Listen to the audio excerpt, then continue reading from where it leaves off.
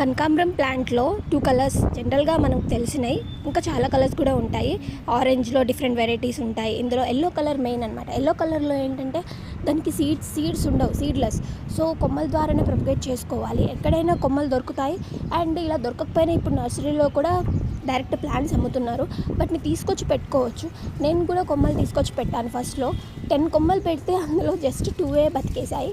ఆ 2 కొమ్మలు కూడా ఏం చేశానంటే ఒక్క దగ్గర వేయకుండా సెపరేట్గా ఒకటి 10 లీటర్స్ బకెట్లోను, ఒకటి జస్ట్ 6 ఇంచెస్ పాట్లోను వేసాను. అయితే ఏమైందంటే 10 లీటర్స్లో బకెట్లో వేసిన కొమ్మ తొందరగా ప్రొపగేట్ అయిపోయి తొందరగా రూట్స్ ఫామ్ చేసుకొని కొమ్మలేసి చాలా పెద్దగా ఫామ్ అయింది చెట్టు.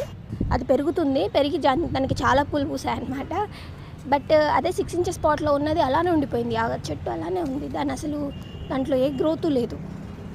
మేబీ చామంతి చెట్ల వల్ల రూట్ బాండింగ్ అయి ఉండొచ్చు.